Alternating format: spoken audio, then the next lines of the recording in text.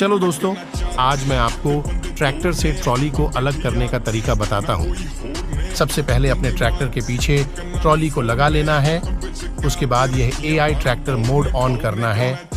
AI mode on करने के बाद आपको AI ट्रैक्टर पर चले जाना है।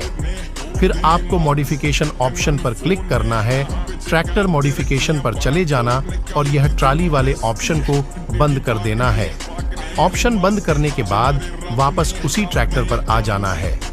फिर मॉडिफिकेशन ऑप्शन पर चले जाना। जाने के बाद ट्रॉली वाला ऑप्शन को बंद करके वापस चालू करना है।